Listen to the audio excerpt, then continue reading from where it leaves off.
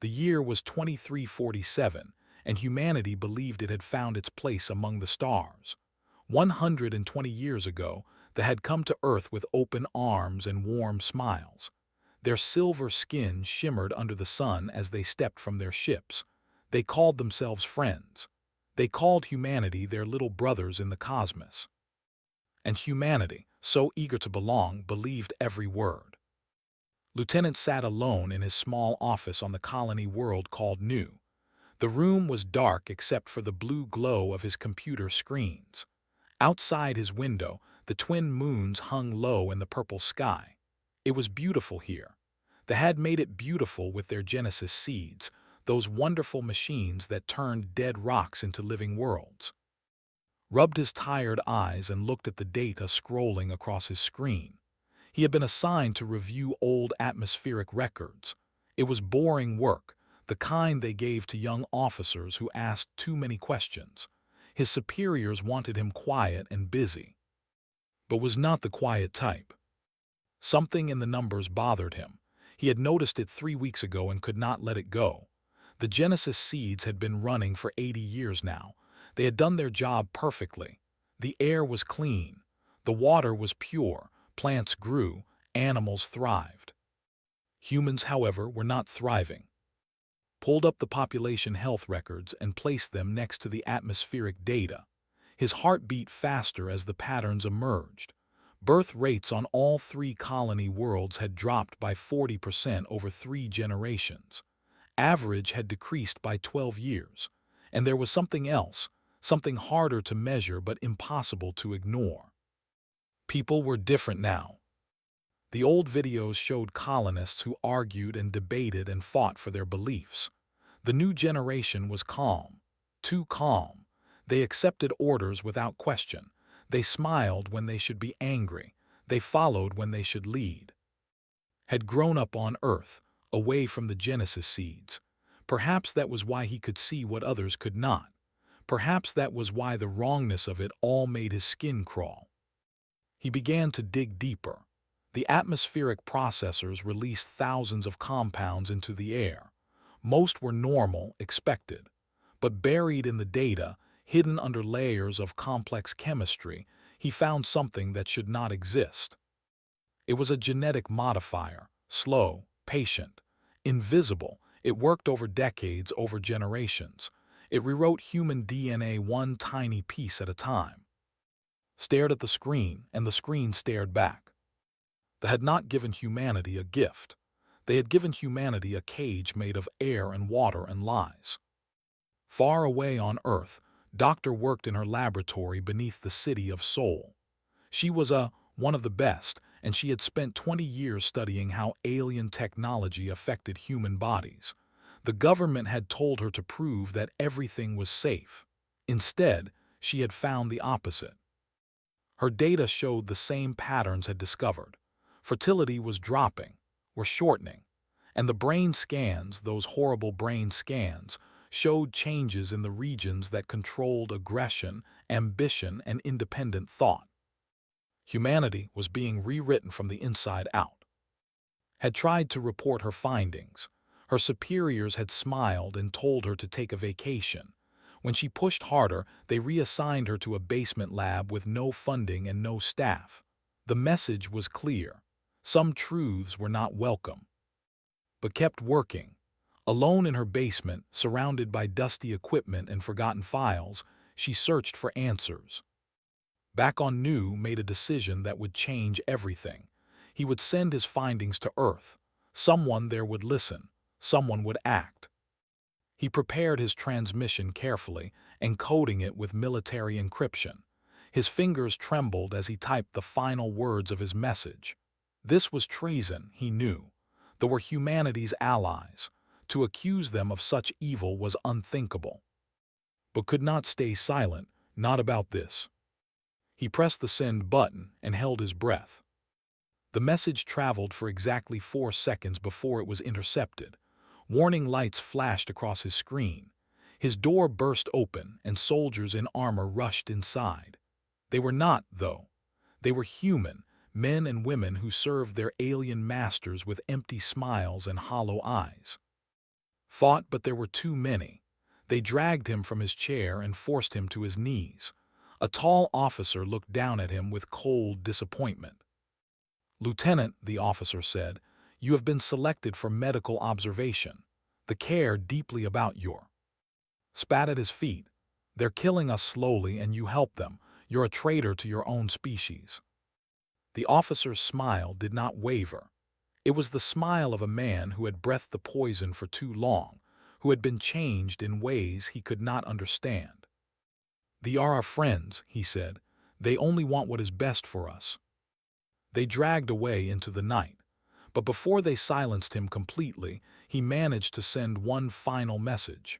It was short, unencrypted, broadcast on an open channel for anyone to hear.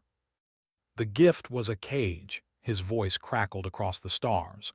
"They have been breeding us. Someone please listen. Someone please remember what we used to be." On Earth, in her basement laboratory, Doctor heard the message. She played it 3 times, and each time her hands shook more violently. She did not know, had never heard his name before, but she knew the truth in his words. She looked at her data, at the evidence she had gathered over 20 years. Then she looked at the ceiling, at the world above her, at the sky beyond where alien ships orbited in peaceful silence. They had smiled as they poisoned humanity. They had called it friendship as they built their cage. And somewhere in the darkness of space, they waited for their harvest to ripen. But they had made one mistake. They had not caught everyone. Some humans still remembered what it meant to fight. Some humans still burned with the old fire. And fire, once started, is very hard to stop. Saved her files to a secure drive and began making copies. She would find allies. She would spread the truth. They had been patient for 100 years. Now humanity would show them what real patience looked like, the kind that ends in blood. Captain had not slept in 4 days. His eyes were red and his hands would not stop shaking, but he refused to rest. Not while his younger brother was missing. Not while the military told comfortable lies about medical retreats and voluntary observation. Commanded the stealth frigate Silent Thunder, one of the fastest ships in the Terran fleet. They had given humanity the technology to build it. That thought made him sick now. He had received open broadcast like everyone else. Most people dismissed it as the ranting of a disturbed young officer. The news channels called it sad. They expressed concern and offered to help find treatment for the poor, confused human. But knew his brother, was not confused, was not disturbed. If anything, was the clearest thinker had ever known. So did something he had never done before. He disobeyed orders. The Silent Thunder slipped away from its patrol route and headed for space, told his crew the truth, all of it, and gave them a choice. Half of them left in escape pods, the other half stayed. "If what your brother says is true," his first officer said, "then we're all already dead, might as well die fighting." They found the facility 3 days later. They called it a wellness center. It sat on a small moon, surrounded by gardens and peaceful music. Inside, humans walked in slow circles with vacant smiles. Was among them. And his crew moved like ghosts through the halls. The guards never expected an attack. Why would they? Humans were docile now. Humans obeyed. When found, his brother did not recognize him at first. His eyes were glassy, his movements slow. They had given him something, some drug or treatment that fogged his mind. "Brother," whispered, holding his face in his hands, "come back to me, remember who you are." Something flickered in his eyes, a spark of the old fire. "Is it really you?" "It's me, and we're leaving now." They fought their way out of the facility. 3 crew members died, but when the Silent Thunder jumped to faster-than-light speed, was aboard, broken but alive. Far across the galaxy, Agent walked through the gleaming corridors of the Galactic Collective's capital station. She had been embedded here for 6 years, posing as a cultural liaison. They trusted her completely. They had no reason not to. She smiled. She obeyed. She seemed like all the other modified humans. but had grown up on a space station, far from any planet. The Genesis seeds had never touched her air. Her mind was her own. Once broadcast reached the capital, knew her time had come. She began accessing files she was never meant to see.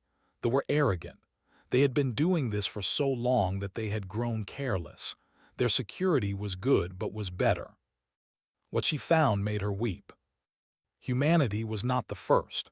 Over 10,000 years, they had done this to 17 other species. Each one had been welcomed as friends.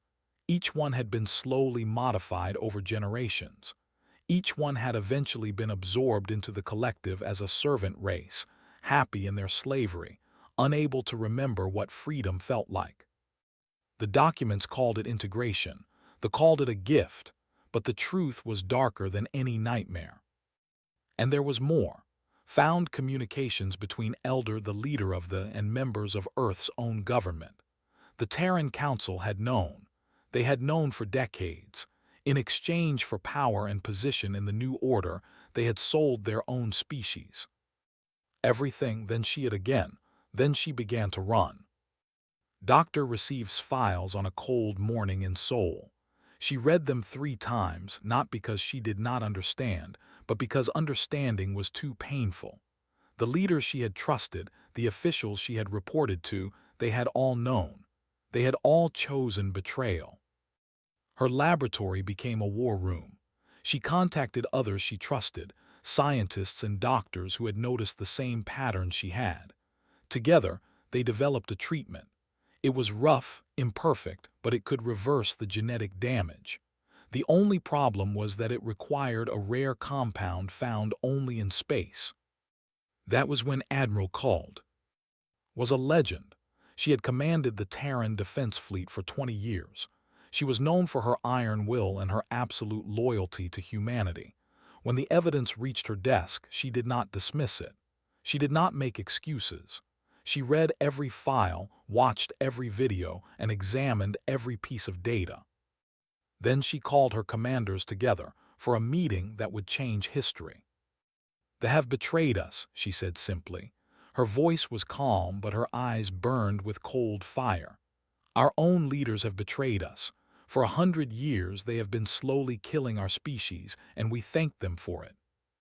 The room was silent. Some officers looked sick, others looked angry, a few looked afraid.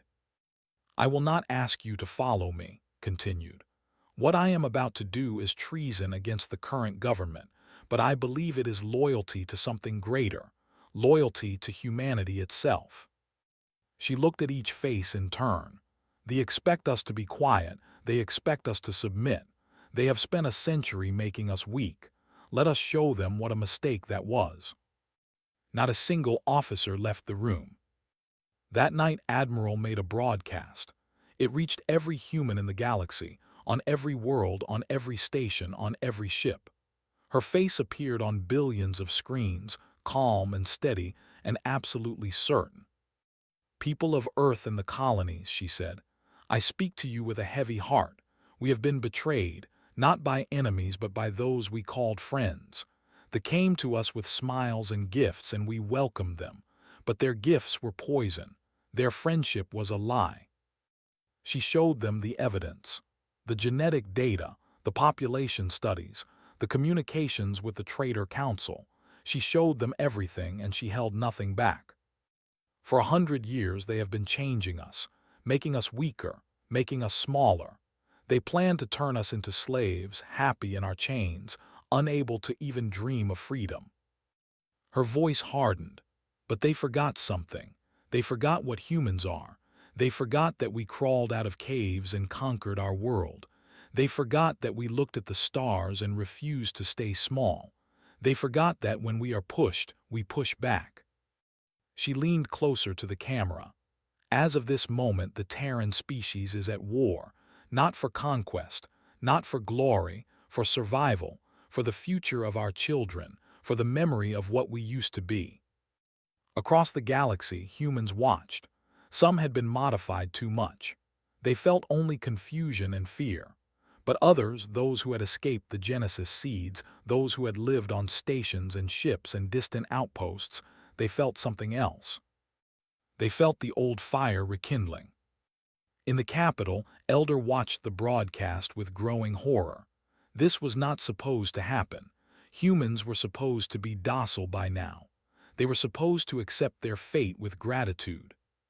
"What do we do?" his advisors asked. Stared at the screen, at the human admiral who spoke of war with absolute certainty. For the first time in 1,000 years, he felt something cold crawling up his spine. Fear, real fear.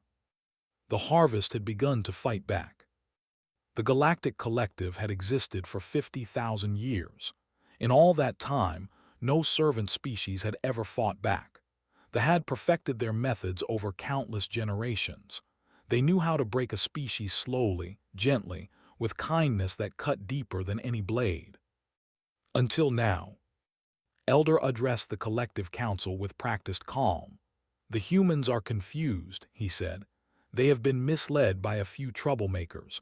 We must respond with patience and understanding, send them messages of peace, offer to discuss their concerns." The other species on the council nodded. They were all servants of though they did not know it. Their minds had been changed so long ago that submission felt like choice. But Admiral did not wait for messages of peace. 3 days after her broadcast, the Terran fleet appeared at the relay station. This station controlled all communications in human space. Every message, every order, every piece of data flowed through its systems.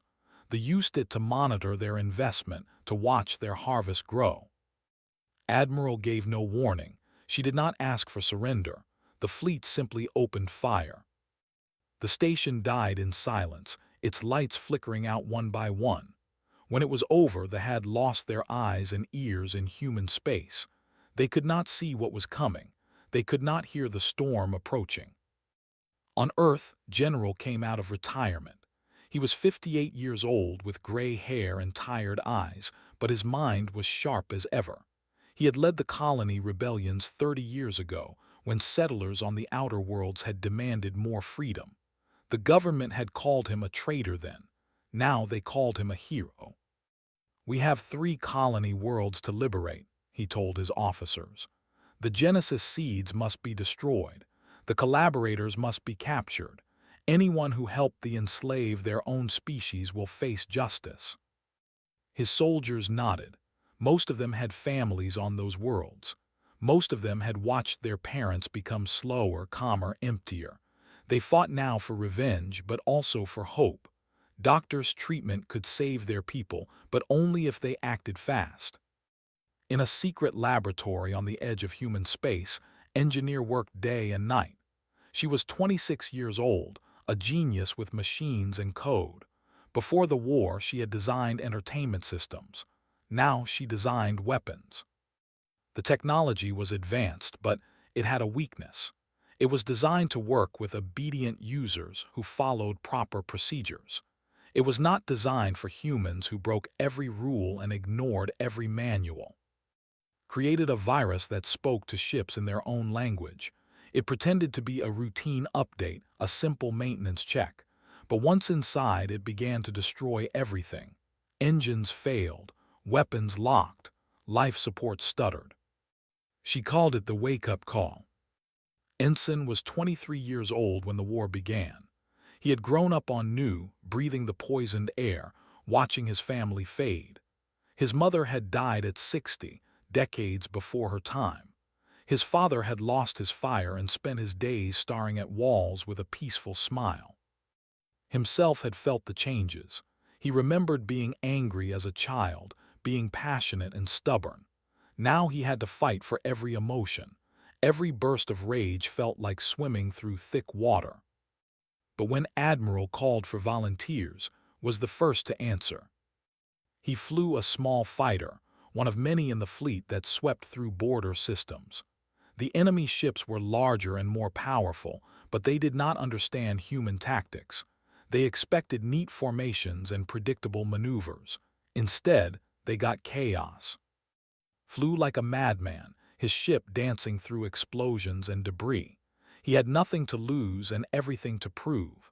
Every ship he destroyed was revenge for a stolen year of his mother's life. Every victory was a promise kept to his hollow-eyed father.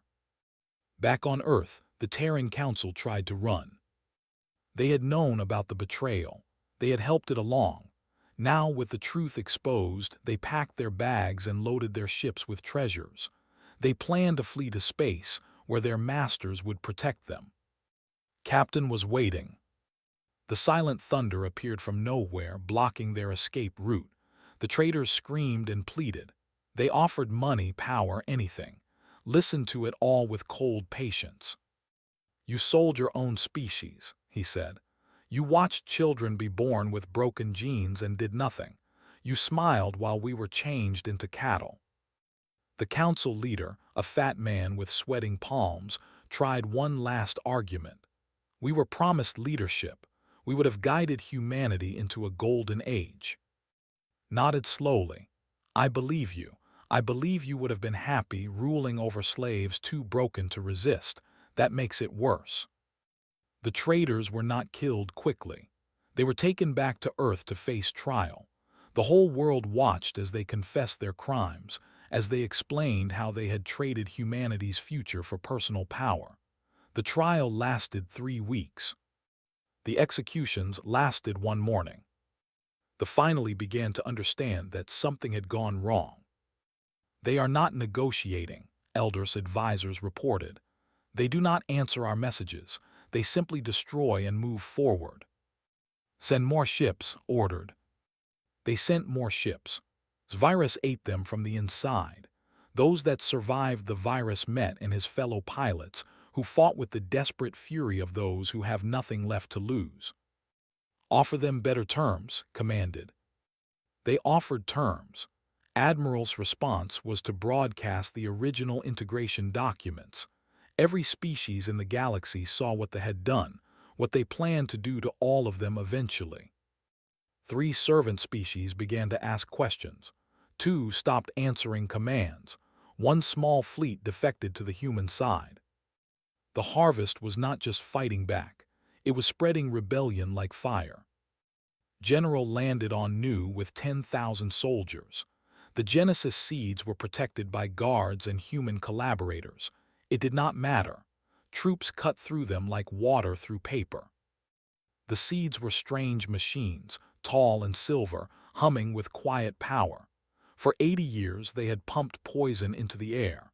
Now stood before them with a detonator in his hand. "Blow them up," his lieutenant suggested. "Not yet," said. "Doctor needs samples. She needs to understand how they work so she can undo the damage they caused." Scientists swarmed over the seeds, taking readings and collecting samples. Only when they had everything they needed did press the button.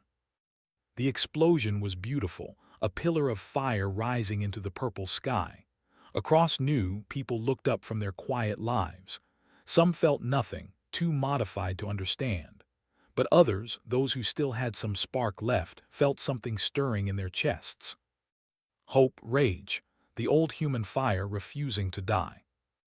Elder received the news with trembling hands. 3 colony worlds liberated. The relay station destroyed. 15 ships lost to a virus they could not stop. And worst of all, other species were beginning to doubt. "This has never happened before," his advisors whispered. "What do we do?"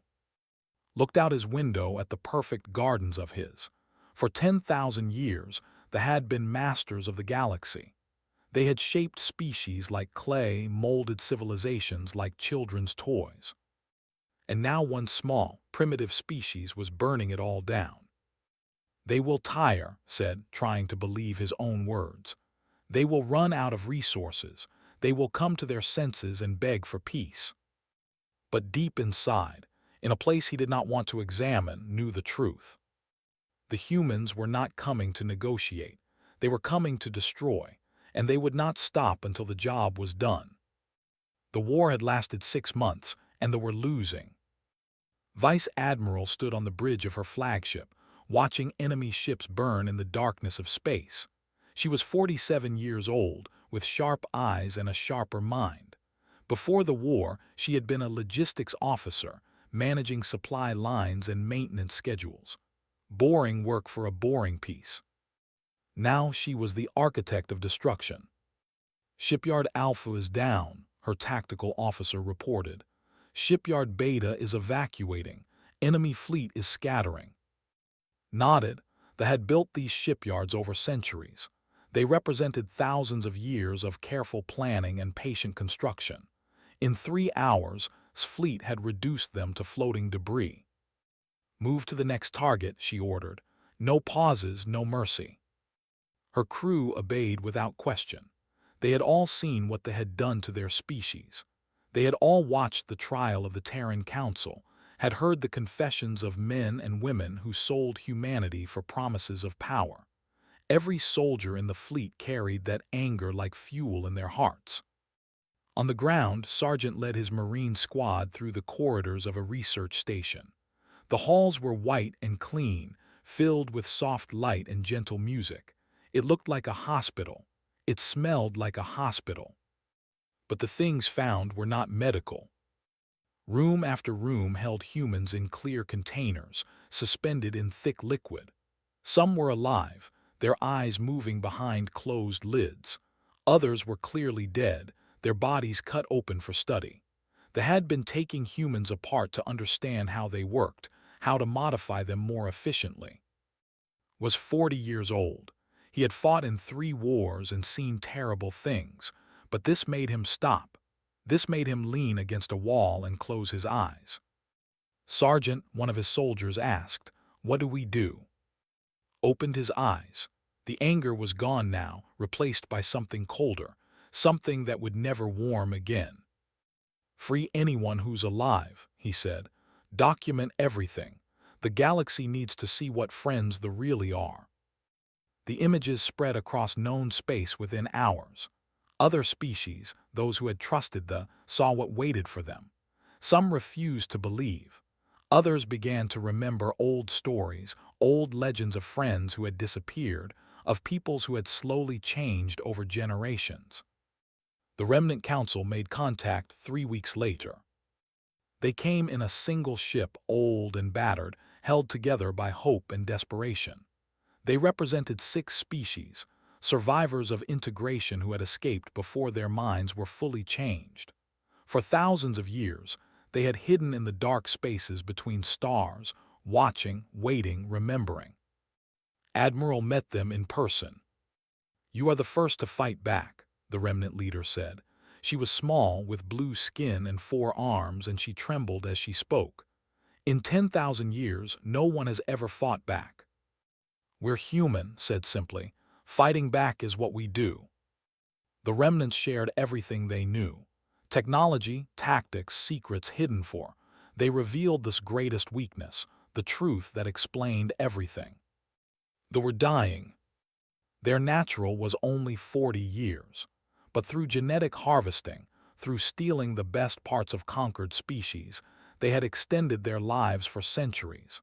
They needed new species constantly, new sources of genetic material to keep themselves alive. Humanity had been chosen because human DNA was incredibly adaptable. Human genes could bond with almost anything, could be modified and changed in ways no other species could match. They had planned to harvest humanity for generations, taking pieces of them forever. "They are parasites," the remnant leader said, "beautiful parasites who smile as they drain you." His face did not change. She had stopped being surprised months ago. Now she only felt the cold certainty of purpose. "Then we will cut off their supply," she said. "Every world they harvest, every facility they use, we will burn it all." They finally offered real surrender. Their message arrived on official channels, signed by Elder himself. They offered to release all humans immediately. They offered to pay reparations in technology and resources. They offered to withdraw from human space forever and never return. In exchange, they asked only for the fighting to stop. Admiral gathered her commanders to discuss the offer. The room was split. Some wanted peace. The war had been costly. Thousands of humans had died. The fleet was tired. Perhaps it was enough. Others wanted blood. They had tried to erase humanity from the inside out. How could there be peace with such monsters? How could there be trust? Listen to both sides. Then she stood and walked to the window, looking out at the stars. 50 years ago, she said quietly, my grandmother told me a story. She said that when she was young, humans used to fight among themselves constantly. Wars, conflicts, endless violence. But then the came and everything became peaceful. She turned to face her commanders. I used to think that story was about the bringing wisdom to savages. Now I know the truth. The peace came because we were being changed. Our fire was being stolen, one generation at a time. Her voice hardened. They ask for forgiveness. They offer terms. They promise to go away and leave us alone. She shook her head slowly. But how can we trust them? They lied for 100 years. Every smile was a lie. Every gift was poison. Every promise was a chain. She looked at the surrender offer on the screen. If we accept this, what happens in 1,000 years? Do they come back? Do they try again with ours? Do they find some other species to harvest in our place? The room was silent. No, said, this ends here. This ends now. Not just for us, but for every species they would ever target again. She turned to her communications officer. Open a channel. Broadcast on all frequencies. I want the entire galaxy to hear this. The officer obeyed. Faced the camera, her face carved from stone. People of the Galactic Collective, people of the Empire, this is Admiral of the Terran fleet. We have received your offer of surrender. We have considered your terms. She paused, letting the silence stretch. You ask for forgiveness, you ask for mercy, you ask us to stop. Her eyes blazed with cold fire. You spent a century teaching us to be docile, to submit, to forget our nature. You thought you could turn us into cattle, happy in our fields, grateful for our chains. She leaned closer to the camera. Let me remind you what humans do to those who harm our children. We don't stop. We don't forgive. We erase. She straightened. Your surrender is rejected. We will not accept terms. We will not accept promises. We will not accept anything except your complete and total submission to justice. Her final words were barely a whisper, but they echoed across the stars. We are coming, and forgiveness is not an option. Elder watched the broadcast alone in his chambers. His hands shook. His silver skin had gone pale. For 10,000 years they had been masters of the galaxy. They had shaped the cosmos according to their will. Now a species they had dismissed as primitive animals was coming to end them. What do we do? His advisors asked when he finally emerged. Looked at them, at their fearful faces, at the empire he had built crumbling around him.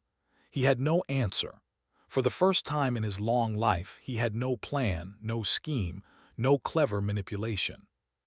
The humans were not coming to negotiate. They were not coming to conquer. They were coming to destroy. And there was nothing in the galaxy that could stop them. The Terran fleet entered core space on a cold morning in the 10th month of the war. 300 ships moved in perfect formation, their weapons charged, their crews silent. Behind them came the ships of the Remnant Council, the survivors of a dozen broken species who had waited 10,000 years for this moment. Admiral stood on her bridge and watched the grow larger on her screens. It was beautiful, she admitted. Silver cities rose from golden plains. Crystal towers caught the light of their sun and scattered it like diamonds. They had built a paradise for themselves, fed by the suffering of others. Today, paradise would burn. The defense fleet met them at the edge of the system. 200 ships, the finest the Empire could field. They were elegant and deadly, built with technology stolen from 100 conquered species over countless centuries. The battle lasted 3 hours.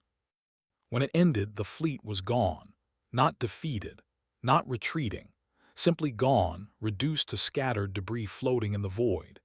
Engineer's virus had eaten half of them from the inside. The other half had met Ensign and his fellow pilots, who fought with the fury of those who had already died and had nothing left to fear. ship was destroyed in the final minutes of the battle. He ejected just before the explosion, his pod tumbling through space, and was picked up by a remnant vessel. He had lost a leg and most of his left arm. He did not care. When they told him the fleet was destroyed, he smiled for the first time in years. "For my mother," he whispered, "for my father, for everyone they stole from us." The Terran fleet surrounded every city, every tower, every garden was within weapons range. Admiral could have ended it all with a single command. Millions of looked up at the sky and saw their death waiting in the stars, but did not fire. Instead, she landed on the surface with a single squad of Marines. They walked through streets where citizens cowered in fear. These people had never known war. They had never known hardship. For their entire lives, they had lived in comfort paid for by the suffering of others. Found Elder in his palace, sitting on a throne made of crystal. He looked old now, older than he should have been. The genetic treatments that kept him alive were failing. Without new species to harvest, his body was finally running out of time. "Have you come to kill me?" asked. His voice was tired, empty of the smooth charm he had used for centuries. Shook her head. "Death would be too easy, too quick. You don't deserve that mercy." She pulled out a document and threw it at his feet. "These are our terms. You have one choice and only one. Take it or we destroy everything." Read the document with trembling hands. His face went from pale to white to something beyond color. "This is impossible," he whispered. "You cannot expect us to accept this." "I expect nothing," said. "I demand you have 1 hour to decide." The terms were simple and absolute. They would be stripped of all technology above medieval level. They would be exiled to a barren system on the edge of the galaxy. They would never again travel between stars. They would never again modify another species. They would live as primitives, farming and building with their hands until the end of time. And every 5 years, for the next 10,000 years, humans would return to inspect them. Any sign of technological progress, any attempt to rebuild, would be met with immediate extermination. It was not mercy. It was a living death, a slow fade into obscurity. The who had ruled the galaxy for would become nothing. Considered his options. He could refuse. He could trigger the dead man's switch hidden in his throne, the device that would destroy the 3 human colony worlds in revenge. He reached for the button. Agent stepped out from behind a curtain. She had been there for 3 days, waiting, watching, invisible. "The switch is disabled," she said calmly. "We found it months ago. Your last card is worthless." Stared at her, at this human woman who had lived among his people for years, who had smiled and obeyed and played the perfect servant, just like they had taught her species to behave. "You tricked us," he breathed. "We learned from the best," replied. In the end, chose exile. He convinced himself that his people would survive, would rebuild, would one day rise again. He did not understand humans well enough to know the truth. Had no intention of letting the rise. Every 5 years, exactly as promised, a human inspection fleet would visit their exile world. Every 5 years, they would measure and check and ensure that the remained primitive. The inspectors would be patient and thorough and absolutely merciless. Because humans never forgot, and they never forgave. The war ended quietly. No grand celebration, no parades through the streets. The galaxy was too damaged for joy. But on every human world, on every station and ship, people gathered to watch the exodus. Silver ships carried the fallen empire to their new prison, and humans watched with cold satisfaction. Doctors' treatment worked better than anyone had hoped. Within a year, the genetic damage was being reversed. Birth rates rose, extended, and slowly, carefully, humanity began to remember what it felt like to have fire in their hearts. General retired again, this time for good. His last act was to visit the memorial for the war dead, where 10,000 names were carved in stone. He stood before the wall for 3 hours, remembering each soldier he had lost. Captain returned to quiet duty commanding a patrol ship on the outer rim. He never spoke of the war unless asked, but sometimes, late at night, he would look at the stars and smile. His brother was alive. His species was free. That was enough. Agent disappeared after the war. Some said she died in the final battle. Others said she returned to the shadows, watching for new threats. The truth was simpler. She bought a small farm on New and grew vegetables for the rest of her life. She had earned her peace. Vice Admiral became the commander of the newly formed Galactic Defense Force. Her mission was simple: ensure that no species ever did to another what they had done to humanity. Under her watch, the Free Species Alliance was born, a coalition of liberated peoples united by shared trauma and common purpose. Admiral served for another decade, then retired to a small house on the coast of Korea. She spent her final years writing, recording everything that had happened so future generations would remember. Her last book was titled The Price of Trust. It became required reading in every human school. 50 years after the war, an elderly stood before a classroom on New. His students were young and bright, born in a world of freedom. They had never known the poison in the air, the fog in the mind, the slow death of the human spirit. "They taught us a lesson," said, his voice strong despite his age. "They taught us that kindness can be a weapon, that trust can be a trap, that the gentlest chains are often the hardest to break." A student raised her hand. "Sir, is it true they asked for peace talks again?" Smiled. It was not a warm smile. It was the smile of a man who had crawled through hell and emerged with absolute clarity. "They ask every year," he said. "They send messages of apology and regret. They promise to be good neighbors if we just give them another chance." He looked out the window at the purple sky, at the twin moons rising over fields of green. This world had been poisoned once. Now it was healing, but the scars remained.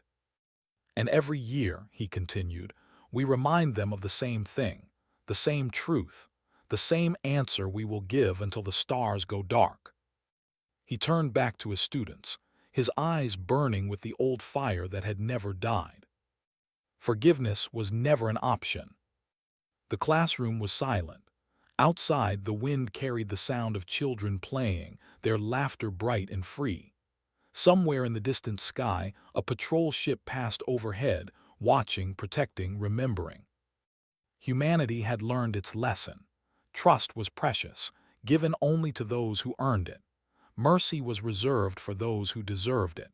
And betrayal, true betrayal, the kind that threatened the very existence of a species, was answered with something older than civilization. It was answered with justice, cold, patient, eternal justice. They had tried to harvest humanity. Instead, they had awakened something far more dangerous than they ever imagined. They had awakened the human memory for pain. And that memory never slept.